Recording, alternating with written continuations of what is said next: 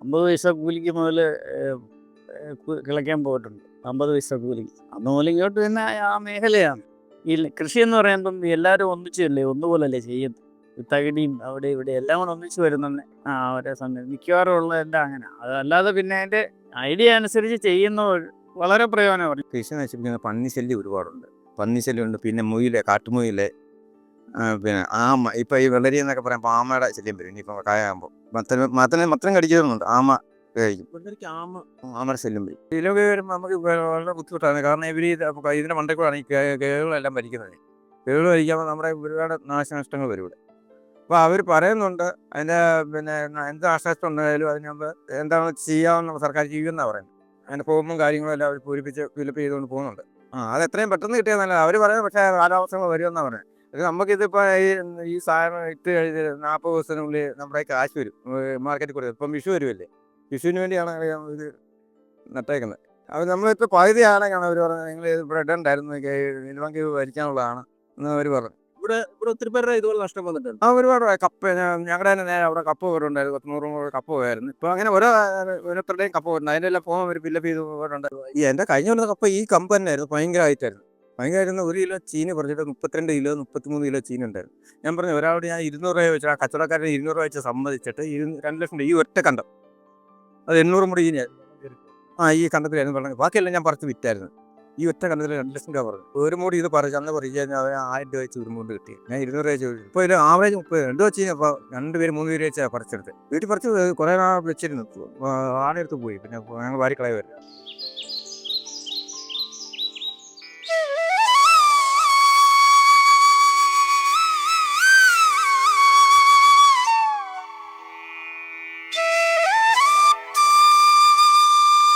എൻ്റെ പേര് ചന്ദ്രൻ.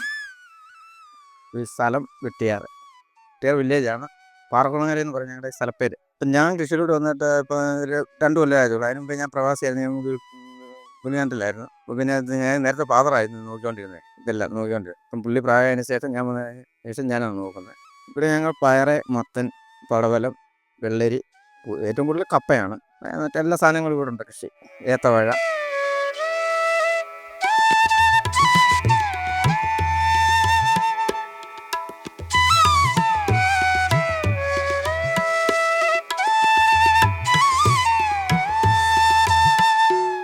ഇത് മത്തക്കഴി, ഇത് മത്തനാണ്. ഇത് നാടൻ മത്തനാകുമ്പോൾ നമുക്കത് പിന്നെ വിളയാനൊക്കെ താമസം എടുക്കും. പക്ഷെ സാധനം മറ്റേതിന് ഇതിന് നല്ല സാധനമാണത്. ഈ ഹൈബ്രിഡ് ആകുമ്പം പിന്നെ ചിലത് പെട്ടെന്ന് കേടായിപ്പോവും. നാടൻ സാധനം നമുക്ക് ഇരുന്ന് പഴകിയ അതൊക്കെ പെട്ടെന്ന് കേടായില്ല. ഈ ഹൈബ്രിഡൊക്കെ പെട്ടെന്ന് നമ്മുടെ കേടായി മാറാൻ സാധ്യത വരും. ഒരു കൃഷിക്കാരൻ്റെ കയ്യിൽ നിന്ന് ഒരു കായ എടുത്തിട്ട് അതിൻ്റെ അരി എടുത്ത് ഉണക്കി ഞാൻ തന്നെ ഉൽപ്പാദിപ്പിച്ചെടുത്താണ്. ആവറേജ് ഒരു മത്തന് 6 കിലോ 7 കിലോ. കീടനാശിനിയുണ്ട്. ഈച്ചറ ശല്യങ്ങളൊക്കെ വരും. പിന്നെ പുഴുവിൻ്റെ ശല്യം വരും. അപ്പോൾ അത് നമ്മൾ ആഴ്ച തോറും മരുന്ന് അടിക്കണം. ആഴ്ച 2 വട്ടം മരുന്നടിക്കണം. ആഴ്ച പിന്നെ ഒരു വളം കൊടുക്കണം. ജൈവവും കൊടുക്കുന്നുണ്ട്, മറ്റേത് നമ്മൾ രാസവളങ്ങളും കൊടുക്കുന്നുണ്ട്. തന്നെ നമ്മളിട്ട് 90 ദിവസം വരെ പിന്നെ കാലാവധിയുണ്ട്. 90 ദിവസം ആകുമ്പോഴത്തേനും നമുക്ക് കായെടുത്ത് കഴിയാം. പിന്നെ വെള്ളരിയാണെങ്കിൽ 60 ദിവസം തണ്ട് പറിച്ച് കളയാമെന്നാണ് പറയുന്നത്. അങ്ങനെ പറ്റും. 45 ദിവസം എടുക്കാൻ പറ്റും വെള്ളരി. പോച്ച നിൽക്കുന്ന മത്തന് ഗുണമാണോ അതോ പോച്ച നിൽക്കുന്ന ഗുണമാണ്. മത്തന് ഗുണമാണ്. ഈ വെള്ളമായി ഉള്ളതുകൊണ്ടാണ് ഈ വാടി നിൽക്കുന്നത്. ഇതിപ്പോൾ ഇട്ടിട്ട് 56 ദിവസമായി ഈ മത്തൻ. 45 ദിവസം ആകുമ്പോഴത്തേന് കായായി തുടങ്ങും.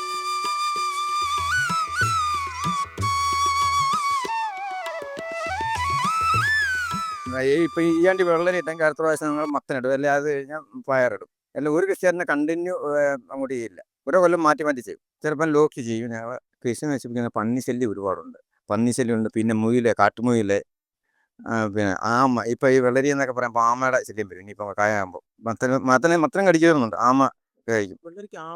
ആമയുടെ ശല്യം വരും. കഴിഞ്ഞ പ്രാവശ്യം ഞങ്ങൾ അവിടെ വെള്ളരി ഇട്ട് വന്ന് 100 കട ഉള്ളായിരുന്നു.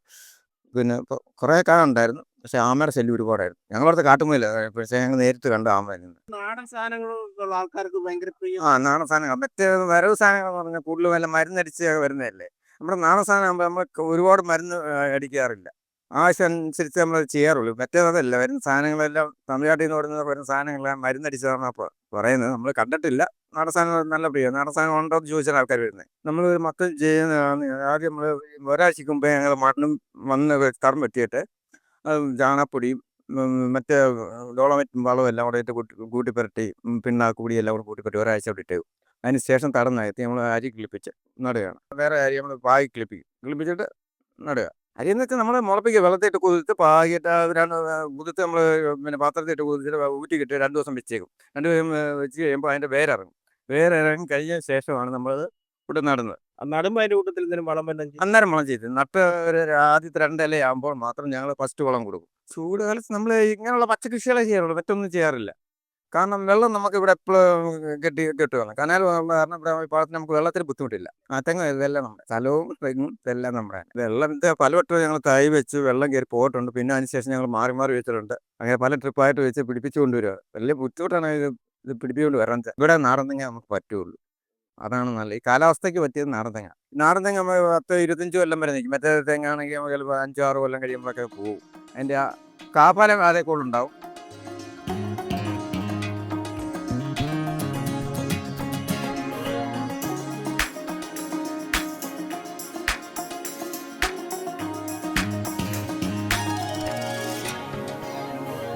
ഇത് അച്ഛനും ഞാൻ മാത്രമാണ്. ഇപ്പം മെയിനായിട്ട് ഞാനാണ്. അച്ഛന് വയ്യാത്തതുകൊണ്ട് പുള്ളി അവിടെ വരെ വരത്തുള്ളൂ, ഇങ്ങോട്ട് വരില്ല. അല്ലെ പുള്ളി അത് ഈ കൃഷികൾ മൊത്തം സ്ഥലങ്ങൾ മൊത്തം നോക്കിക്കൊണ്ടിരുന്നത്. പുള്ളിക്ക് ആണെന്ന് സാധനം ഇപ്പം പുള്ളി പ്രായമായതുകൊണ്ട് പുള്ളി ഇങ്ങോട്ടും വരാൻ ബുദ്ധിമുട്ട്. അതുകൊണ്ട് ഞാനാണ് ഇപ്പം നോക്കാറുള്ളത്. വ്യാപാരമാണോന്ന് വെച്ചാൽ അല്ലാന്നും പറയാൻ പറ്റത്തില്ല, ആണെന്നും പറയാൻ പറ്റത്തില്ല. ചില സമയത്ത് വെള്ളം കയറി അല്ലെ ഉടക്ക് വന്ന് നഷ്ടം വരും. ഇല്ല, കാലാവസ്ഥയുടെ പ്രശ്നം ബാധിക്കാറില്ല. നമുക്ക് കാലാവസ്ഥ ഇവിടെ നല്ല ഈ സമയമായാലും ഉണക്ക സമയമായാലും നല്ല വെള്ളത്തിനൊന്നും ഒരു ബുദ്ധിമുട്ടും ഇല്ല. ഇപ്പോൾ ഒരു ഇടയ്ക്ക് ഒരു ഇടമഴ കിട്ടിയപ്പോൾ അത് നല്ലതാണ്. ഇത് പുള്ളി ഇവിടെ ആയിരിക്കും വളം ഇടുന്ന.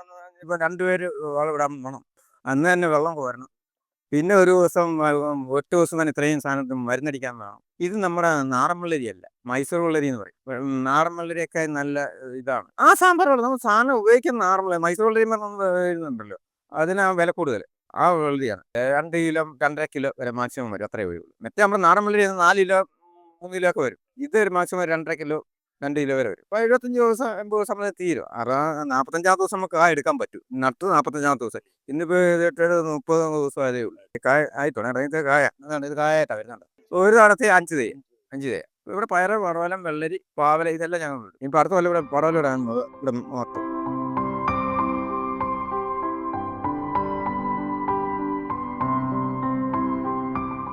ഇതിലൊക്കെ വരുമ്പോൾ നമുക്ക് വളരെ ബുദ്ധിമുട്ടാണ്. കാരണം ഇതിൻ്റെ മണ്ടയിൽ കൂടെയാണ് ഈ കേളുകളെല്ലാം ഭരിക്കുന്നത്. കേള് ഭരിക്കുമ്പോൾ നമ്മുടെ ഒരുപാട് നാശനഷ്ടങ്ങൾ വരും ഇവിടെ. അപ്പോൾ അവർ പറയുന്നുണ്ട് അതിൻ്റെ പിന്നെ എന്ത് നാശനഷ്ടം ഉണ്ടായാലും അതിന് നമ്മൾ എന്താണ് ചെയ്യാമെന്ന് സർക്കാർ ചെയ്യുമെന്നാണ് പറയുന്നത്. അതിൻ്റെ ഫോമും കാര്യങ്ങളും എല്ലാം അവർ പൂരിപ്പിച്ച് ഫിലപ്പ് ചെയ്തുകൊണ്ട് പോകുന്നുണ്ട്. അത് എത്രയും പെട്ടെന്ന് കിട്ടിയാൽ നല്ല. അവർ പറയുന്നത് പക്ഷേ കാലാവസ്ഥകൾ വരുമെന്നാണ് പറയുന്നത്. അത് നമുക്കിതിപ്പോൾ ഈ സാധനം ഇട്ട് കഴിഞ്ഞ് 40 ദിവസത്തിനുള്ളിൽ നമ്മുടെ കാശ് വരും മാർക്കറ്റിൽ കൂടെ. ഇപ്പം വിഷു വരുമല്ലേ, വിഷുവിന് വേണ്ടിയാണ് ഇത് നട്ടേക്കുന്നത്.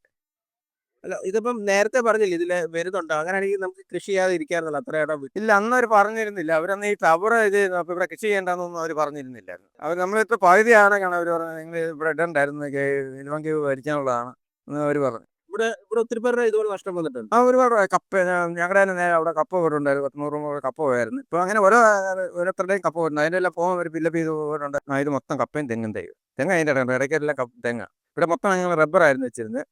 അത് റബ്ബർ വെട്ടിയിട്ടാണ് തെങ്ങിൻ തൈ വെച്ച് അതിൻ്റെ ഇടയ്ക്ക് കപ്പ കൊടുത്തേക്കുക. ഇപ്പോൾ ഒരു 6 മാസം കഴിയുമ്പോൾ കപ്പ പറിക്കും. പിന്നെ തെങ്ങിന് വളം ചെയ്യും. തെങ്ങാണ് പ്രധാനം ഞങ്ങൾക്ക്. കാരണം ഇതെല്ലാം തെങ്ങ് വെച്ചിരിക്കുന്നത് എല്ലാം തെങ്ങാണ് പ്രധാനം. ഏതാ കപ്പേനെ? ഇത് കർത്താമ്പര മെയിൻ. ഞങ്ങൾ കർത്താമ്പര ഇവിടെ. അതിന്റെ പ്രത്യേകത എന്താ? പെട്ടെന്ന് അത് മൂട്ടി വെച്ച് കൂടുതൽ പിടിക്കുകയും ചെയ്യും. ചീനിക്ക് നല്ല വെയിറ്റ് ഉണ്ട്. കഴിക്കാനും നല്ലതാണ്. വേവിനൊന്നും ഒരു കുഴപ്പമില്ല. ഇവിടെ എല്ലാം 10 മാസത്തെ കപ്പയാണ്. 10 അല്ല 12 പറഞ്ഞത്. ആവറേജ് 10 മാസത്തെ ഞങ്ങൾ പറിക്കും ഇത്. കഴിഞ്ഞ പ്രാവശ്യം ഞങ്ങൾ ഇത് ഒരു മൂട്ടിൽ നിന്ന് 32 കിലോ വരെ ഒരു കൂടി കപ്പ പറിച്ചു. പക്ഷേ ഈ പ്രാവശ്യത്തെ കപ്പ ഇച്ചിരി മോശമാണ്. ഉണക്കം ഇതുവരെ മഴ ഇട്ടിട്ടില്ല. ഇപ്പം ഇനി അടുത്ത വളം ഇടണം. 2 വളം ചെയ്തിട്ടേക്കുന്നേ ഉള്ളൂ. ഈ കപ്പയ്ക്ക് പന്നി ശല്യം അങ്ങനെ എന്തെങ്കിലും? ഉണ്ട്. ഇടയ്ക്കിടയ്ക്ക് വന്ന് ശല്യം ചെയ്യും. ഈ കൂട്ടത്തോടെ വരുമ്പോഴാണ് കൂടുതൽ ശല്യം. ഒറ്റ കഴിഞ്ഞ് വരുമ്പോൾ ഒരു ആഴ്ച അന്നേരം പടക്കം പൊട്ടി. രാത്രി വന്ന് പടക്കം പൊട്ടി. അതൊക്കെ ഒരു പ്രാവശ്യം പൊട്ടിച്ചാൽ 1-2 ദിവസം 2-3 ദിവസം അടുപ്പിച്ചൊന്ന് പൊട്ടിക്കും. ഇത് ഈ ഒറ്റപ്പന്നി ആണെങ്കിൽ ആഴ്ച ഒരു വട്ടം വരത്തുള്ളൂ. 1-2 വട്ടം വരും, പിന്നെ പോകും. കൂട്ടത്തോടെ വരുമ്പോൾ നമുക്ക് ഈ ശല്യം ഉണ്ടാകും കൂടുതലും. ഒരുപാട് നാശനഷ്ടങ്ങൾ വരുന്നത്. എല്ലാം തരണം ചെയ്ത് വേണം നമ്മൾ മുമ്പോട്ട് പോകാൻ. ഇത് കൃഷിക്കാരെന്ന് പറയുമ്പോൾ എല്ലാം തരണം ചെയ്യണം. കപ്പ എന്ന് പറഞ്ഞാൽ ഒരിക്കലും നഷ്ടം വരത്തില്ല. പിന്നെ ഈ കപ്പ നഷ്ടം എന്ന് പറയുന്നത് ഈ പന്നി ശല്യം വന്ന് അങ്ങനെ നഷ്ടം വരത്തുള്ളൂ. എല്ലാം കപ്പ നഷ്ടം വരുമെന്ന് ഞാൻ പറയില്ല. ഞാൻ ചെയ്ത അനുഭവം ഉള്ളതുകൊണ്ട് പറയണം. പിന്നെ വെള്ളം കയറിയെങ്കിൽ കഴിഞ്ഞ പോലെ എൻ്റെ 2 ലക്ഷം രൂപയുടെ കപ്പ പോയി. അവിടെ ഇതുപോലെ കുറേ ഏക്കർ കിടപ്പുണ്ട്. പിന്നെ ഒരാൾ വന്ന് 2 ലക്ഷം രൂപ പറഞ്ഞ് പൈസ തരാൻ റെഡി ഇല്ലാത്തതുകൊണ്ട് പറഞ്ഞ് 2 ദിവസം കഴിഞ്ഞപ്പോൾ വെള്ളം കയറി മൊത്തം പോയി.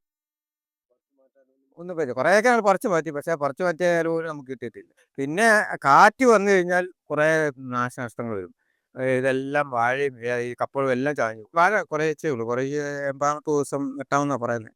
ഇത് നല്ല നല്ല നല്ല മാർക്കറ്റിനുള്ള പയറാണ്. മാർക്കറ്റിങ്ങുള്ള പയറാണ് ഇത്. അല്ല ഈ വാഴക്കരയ്ക്ക് നിർത്തുന്നതുകൊണ്ട് എന്തെങ്കിലും ഗുണമോ? വാഴയ്ക്ക് ഒരു വളം ചെയ്താൽ മതി രണ്ടിനോട്, അതോ? ഇല്ല, ഇതിന് രണ്ടായിട്ടാണ് വളം ചെയ്യുന്നത്. അപ്പം നമ്മൾ ഇത് ഇടയ്ക്കൊരു ഇതായിട്ട് ഭംഗിക്ക് വേണ്ടി അങ്ങ് എത്തുന്നേ ഉള്ളൂ. വാഴയ്ക്ക് ഗുണമുണ്ട്. അത് ഇത് ഈ പയറിന് ചെയ്യുന്ന വളം കൂടെ വാഴ പിടിച്ചെടുക്കും. അല്ല, ഏത്തവാഴ 90 അല്ല. വിരിഞ്ഞു കഴിഞ്ഞാൽ 85ാമത്തെ ദിവസം കവല വെട്ടാമെന്നാണ് പറയുന്നത്. കച്ചവടക്കാർ പറയുന്നത് അല്ല, നമ്മുടെ തമിഴ്നാട്ടിൽ നിന്നുള്ള കുലകൾ കയറി വരുന്നത്. നാടൻ വേണ്ടവർ നാടൻ തന്നെ മേടിക്കും. പക്ഷേ അതനുസരിച്ച് നമ്മുടെ അതുള്ള കാരണം ഇതിന് ഡിമാൻഡ് കുറയും. അപ്പോൾ ഇതിന് വില ഡൗൺ ആവും. ഇവിടെ 3 വിപണിയുണ്ട്. തിങ്കളാഴ്ചയുണ്ട്, വെള്ളിയാഴ്ചയുണ്ട്, ബുധനാഴ്ച. ഇന്ന് ഇവിടെ നമ്മുടെ പറവണ വിപണി നടന്നുകൊണ്ടിരിക്കുക. ഞാനിപ്പോൾ അങ്ങോട്ട് പോകണ്ട സാധനം എടുക്കുക. ഇത് നാടനാണ് അല്ല, നമ്മുടെ തന്നെ നമ്മുടെ തന്നെ പറ്റുക. ഇവിടെ നട്ട് നമ്മൾ വിരിച്ച് വെക്കുന്നത്. കാണാം, അതിനെല്ലാം പിടിച്ച് കെട്ടിയിരിക്കുന്നത്. ഇനിയും കെട്ടാറുണ്ട്. വീടിൻ്റെ പടിഞ്ഞാറവശത്തുണ്ട് അവിടെ കുറേ വാഴയുണ്ട്. വാഴയ്ക്ക് സാധാരണ എല്ലാവരും നാടുമ്പോൾ ചാണകപ്പൊടി, ഡോളോമറ്റ്, എല്ലുപൊടി എല്ലാം കൂടെ കൂട്ടിവിട്ട് നമ്മൾ നടും. പിന്നെ പിണ്ണാക്ക്, പൊട്ടാഷ്, ഫാക്ടംഫോസ്, ഓരോ കെടുവൊക്കെ. കോഴിവളം നല്ല ചൂടാണ്. പക്ഷേ കോഴിവളം എന്ന് പറഞ്ഞാൽ നല്ല ഗുണമുള്ള സാധനമാണ്. പക്ഷേ ചൂട് ഭയങ്കരമാണ്. നമ്മളതിന് തണുത്ത വെള്ളം വരണം.